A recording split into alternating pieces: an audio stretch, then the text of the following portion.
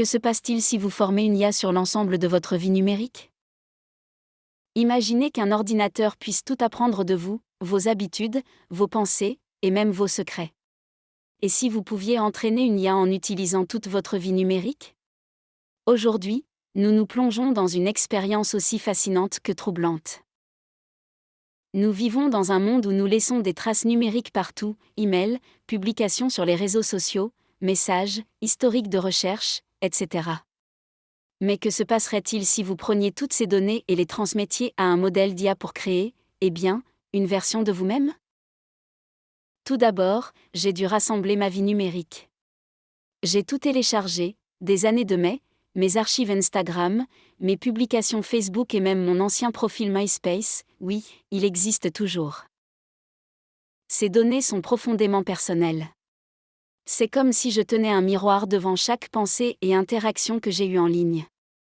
Mais pour cette expérience, j'étais prêt à ouvrir la boîte de Pandore. Ensuite, j'ai utilisé une plateforme d'IA open source pour entraîner le modèle. Il ne s'agissait pas d'un supercalculateur de science-fiction, mais simplement d'un outil facilement accessible que toute personne disposant des connaissances nécessaires pouvait utiliser. Mais c'est là que les choses sont devenues intéressantes.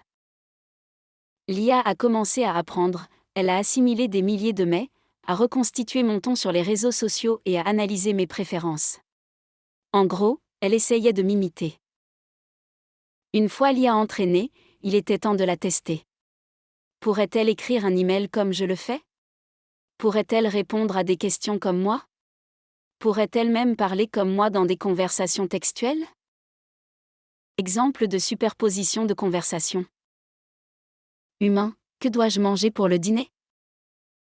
IA, vous avez probablement envie de sushi, mais vous vous contenterez de pizza.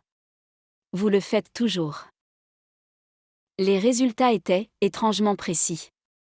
L'IA semblait comprendre mes habitudes, mes plats préférés, mon style d'humour, même mes mauvaises habitudes. Mais cette expérience a également soulevé des questions gênantes. Si une IA peut apprendre à m'imiter, à qui appartient cette version de « moi » ? Quelqu'un pourrait-il utiliser ces données à mauvais escient? Et quelles sont les conséquences pour la vie privée dans un monde de plus en plus dominé par l'intelligence artificielle? Il ne s'agit pas seulement de ce qui est possible, mais aussi de ce qui est responsable. Bien sûr, l'IA n'était pas parfaite. Parfois, elle faisait des erreurs.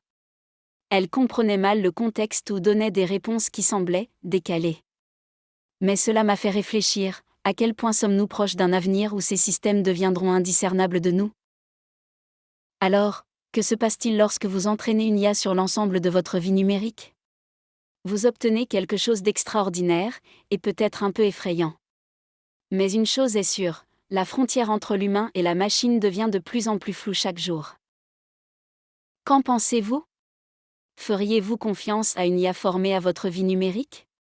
Faites-le moi savoir dans les commentaires ci-dessous.